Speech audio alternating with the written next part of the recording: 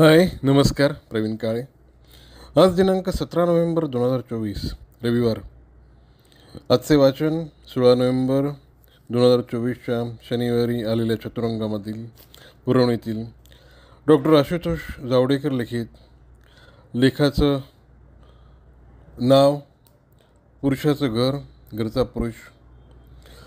पुरुषसत्ताक पद्धती जगाने जरी अवलंबलेली असली तरी पुरुषांच्या अंतर्मनातील तरल वेदना यांना या लेखात हात घातलेला मलाही बरं वाटलं, कारण त्या पुरुषांमधला मी पण एक होतो व राहणार आहे.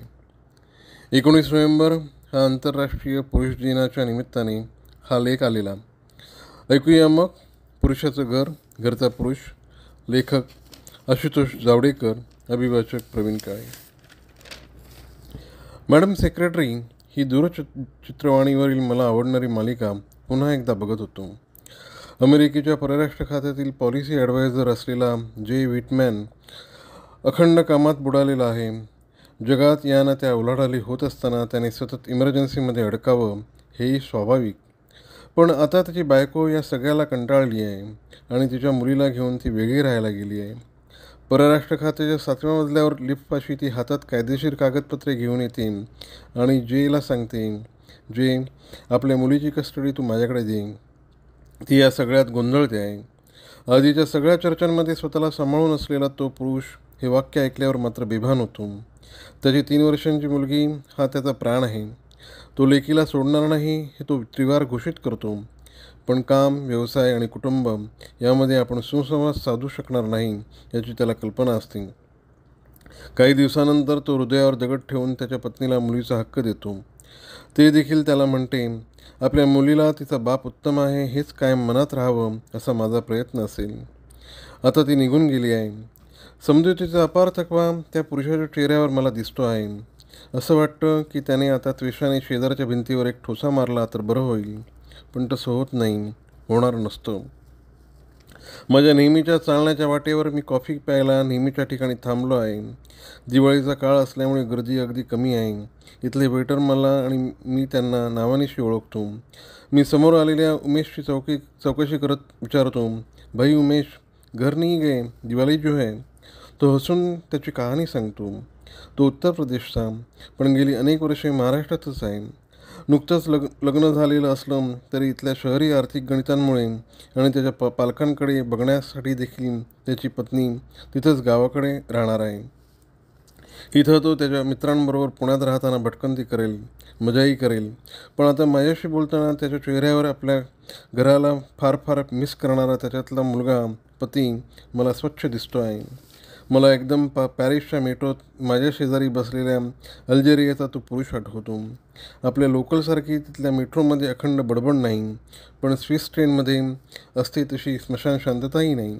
त्याचा व्हिडिओ कॉल सुरू आहे. मी सहज स्क्रीनवर बघतो तर समोर वृद्ध माणूस आहे. त्याच्याशी तो हळू आवाजात फ्रेंचमध्ये काहीतरी बोलतो. तो बोलताना पेरे असे फ्रेंचमध्ये बोलल्याने मला ते त्याचे वडील असावेत असं कळतं. काहीतरी वाद बहुधा सुरू आहे किंवा विसंवाद तरी. तो फोन बंद करतो. मेट्रो जोरात धावत असते. डोळे बंद करून तो आता बसला आहे आणि त्याच्या डोळ्यातून नकळत बाहेर पडलेले अश्रू मला नुसते दिसत नाहीत, जाणवत आहेत. आफ्रिकेमधील त्याचा देश सोडून पॅरिसमध्ये कुठल्या तरी हॉटेलमध्ये साफसफाईचं काम करणारा तो पुरुष आणि त्याचा ओरान किंवा अल्गेरियातील खेड्यातलं कुटुंब मी मनोमन कल्पित राहतो. संपादकांनी मला जेव्हा आंतरराष्ट्रीय पुरुष दिनाच्या निमित्ताने पुरुष किंवा कुटुंब या विषयावर लिहायला सांगितलं तेव्हा हे सगळं आठवत गेलं. आंतरराष्ट्रीय महिला दिन असतो तसा मुळात आंतरराष्ट्रीय पुरुष दिन असावा की नसावा यावर टीकाकार समाजमाध्यमांमध्ये उच्चारवाद भाष्य करीत असतात. रॅडिकल फेमिनिस्ट मंडळी अजूनही तोंडलीची भाजी किंवा पुरणपोळी पुरुषाला करता येते का यावर पुरुषाला पास किंवा नापास करणार असतात.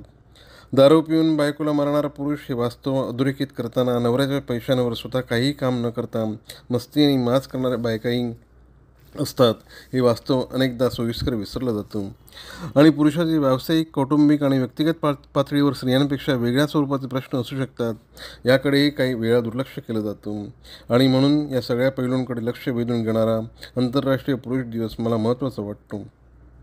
हा पुरुष घराबाहेरचा असतो आणि एक घरातलाही असतो. कुटुंबामधील पुरुष तरी कुठे एकसंध असतो. अनेक भूमिका तो निभावत असतो तिथे. म्हणजे उडदा माझी काळे गोरे हे आपण गृहीत धरून देखील सहसा मुलांचा बाप असलेला पुरुष हा त्यांच्या रक्षणासाठी सिंह बनतो. तो सारखा पोरांकडे लक्ष देईल असेही नाही, पण जिथं आपल्या लेकाचं भावनिक अस्तित्वपणाला लागणार असेल तिथं तो समोरच्यावर तुटून पडेल हे नक्की.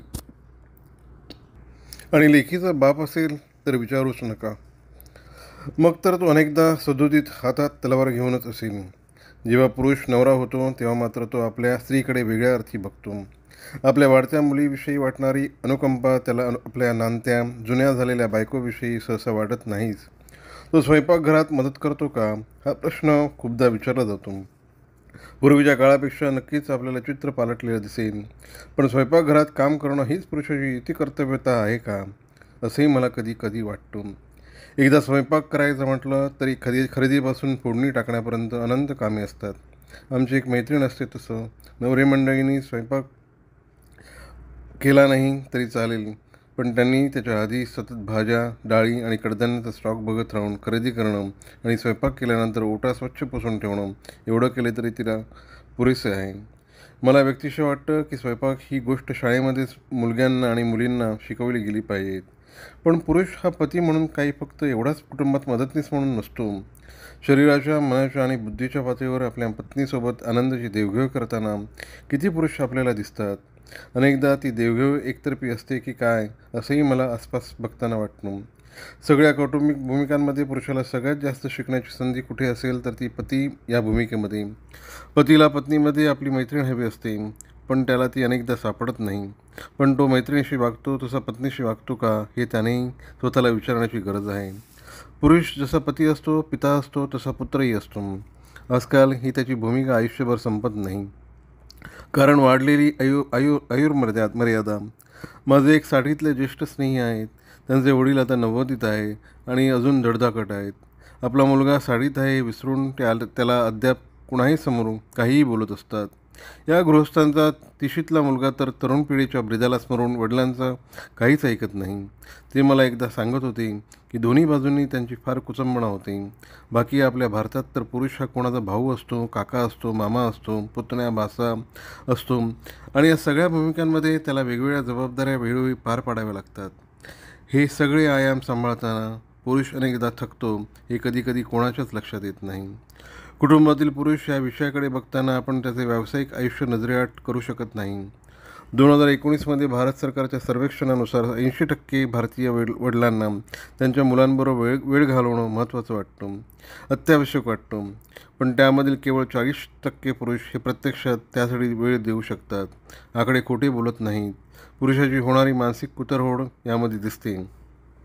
पैसे मिळवणं ही पुरुषाची प्राथमिक जबाबदारी मानली गेलेली असल्याने तो बाहेरच्या जगात अधिक गुंतून राहतो. म्हणजे वेळ आणि मन या दोन्ही अर्थाने. युनिसेफचा 2017मधील जो अहवाल आहे त्यानुसार भारतामधील केवळ 28% पुरुष हे खऱ्या अर्थाने मुलांचं संगोपन करत असतात. हे प्रमाण इतर अनेक देशांपेक्षा पुष्कळ कमी आहे.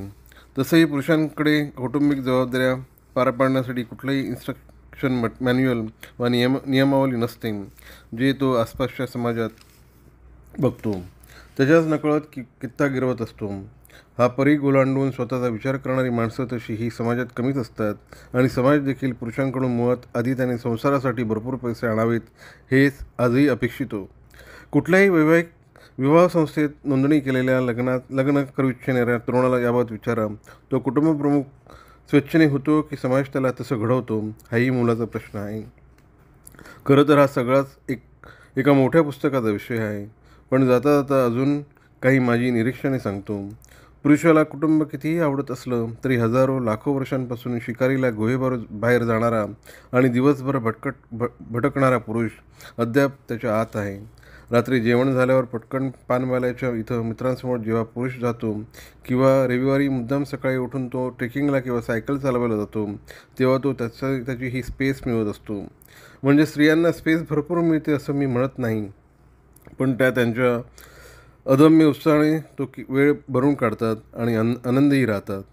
आताही मी हॉटेलमध्ये बसून लॅपटॉपवर हा लेख लिहित असताना समोर एक स्त्रियाच्या स्त्रियांचा मोठा भिशीचा ग्रुप आला. त्या धमाल करीत आहेत. मजेत सांगायचं तर त्या सगळ्या बायकांचे हसण्याचे किलकिलाटी आवाज ऐकताना हॉटेलमधील पुरुष काहीसे गांगारूनच गेले आहेत आणि मला मार्गारेट ॲटवूड या समर्थ लेखिकेचं विधान आठवत आहे. Men are afraid that women will laugh at them. Women are afraid that men will kill them. अनेक कादंबऱ्यांमधून भविष्यातील दुःस्वप्ने दाखवणारी ही समर्थ लेखिका आणि ही तिचं दुर्दैवाने आजही लागू होणारे विधान.